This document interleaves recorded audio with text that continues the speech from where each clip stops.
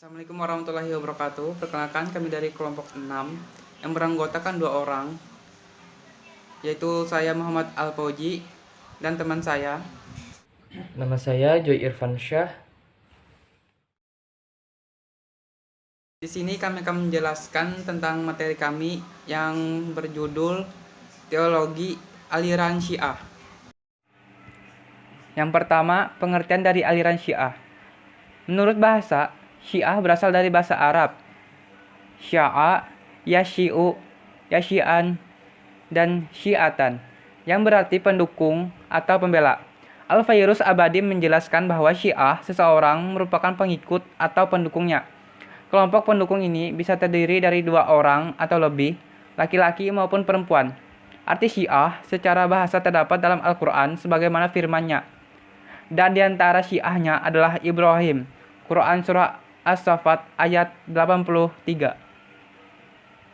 Syiah menurut bahasa berarti pengikut, pendukung, partai atau kelompok, sedangkan secara terminologis, istilah ini dikaitkan dengan sebagian kaum muslim yang dalam bidang spiritual dan keagamaan merujuk pada keturunan Nabi Muhammad SAW, atau disebut juga dengan Ahl al-Bait. Kedua, paham Syiah.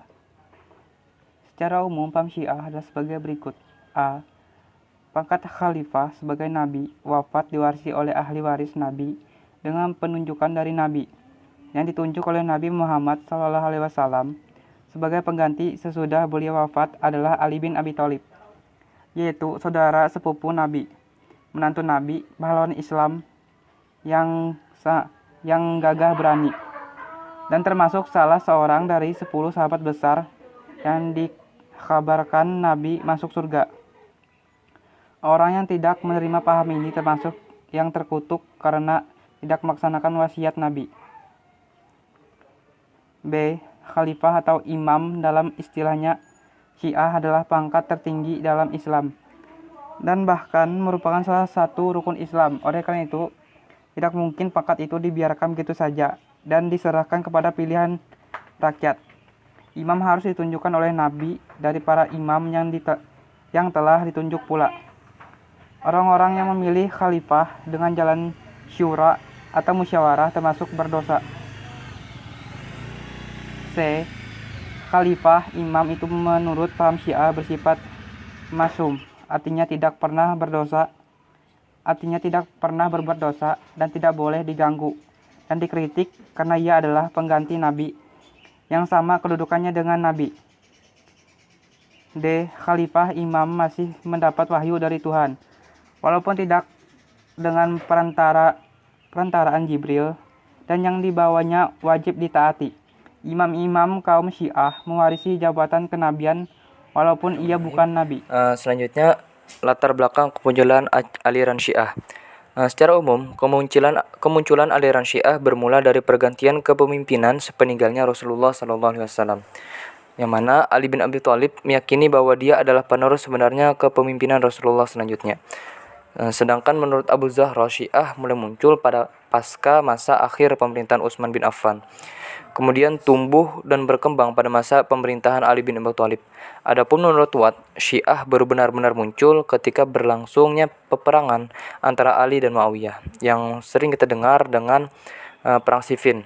Pada peperangan ini, sebagai respon atas penerimaan Ali terhadap arbitrase yang ditawarkan Muawiyah, yang mana pasukan Ali diceritakan terpecah menjadi 2, yang mana satu kelompok mendukung sikap Ali yang disebut dengan Syiah, dan kelompok yang menindak sikap terhadap Ali atau tidak setuju dinamakan dengan golongan Khawarij. Selanjutnya, sekte-sekte yang ada dalam Syiah. Syiah sendiri terbagi ke dalam 3 sekte atau cabang-cabang. Yang pertama, sekte 12 imam atau sekte Itsna Asyariyah, yang mana pada sekte ini merupakan sekte terbesar Syiah yang kita temui di zaman dewasa ini. Pada sekte ini meyakini bahwa Nabi Muhammad SAW telah menetapkan 12 imam sebagai penerus risalahnya. Yang selanjutnya adalah sekte Syiah Zaidiyah, yang mana sekte ini muncul sepeninggal Ali Zain al-Abidin yang merupakan imam keempat dalam Syiah Imamiyah. Nama kelompok ini diambil dari nama pemimpinnya, yaitu Zaid bin Ali Zain al-Abidin bin Husain bin Ali bin Abi Thalib. Syiah Zaidiyah muncul pada tahun 94 Hijriah, mana ketika Zain al-Abidin wafat. Saat itu kelompok Syiah terbagi ke dalam dua kelompok, yaitu kelompok pengikut Zaid bin Ali dan kelompok pengikut Muhammad al-Baqir bin Ali, saudara Zaid bin Ali sendiri.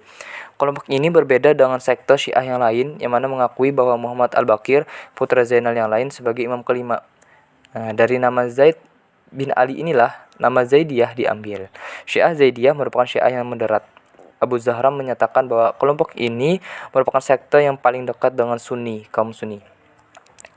Selanjut ke sekte yang berikutnya, atau sekte Ismailiyah. Yang mana sekte ini merupakan sekte penganut terbesar, Syiah terbesar kedua dalam agama Islam Syiah. Setelah Syiah 12 imam besar. Sebutan Ismailiyah diperoleh pengikut mazhab ini karena penerimaan mereka kepada keimanan Ismail bin Ja'far sebagai pewaris dari Ja'far as-Siddiq. Ismailiyah menerima keenam imam Syiah tersebut. Terbentuknya kelompok Syiah Ismailiyah lebih dikarenakan perbedaan penetapan penerus Imam Ja'far as-Siddiq pada tahun 148 Hijriah atau 765 Masehi di kota Kufah. Sebagai orang Syiah memisahkan dirinya. Selanjutnya, tiga golongan Syiah menurut para kalangan. Yang pertama, Syiah Gulat, yaitu golongan yang diantara fahamnya bahwa Jibril itu sudah salah alamat menyampaikan wahyu yang seharusnya kepada Ali bin Abi Thalib. Bahkan golongan ini sampai menuhankan Ali bin Abi Thalib. Innalillahi wa inna ilaihi raji'un. Selanjutnya, Syiah Rafidhah, yaitu golongan yang melakukan penghinaan, pelecehan, penistaan terhadap para sahabat, termasuk sebagian istri Nabi Shallallahu Alaihi Wasallam. Syiah ini ada yang memberikan istilah ahlu al-bidah wal ahwa.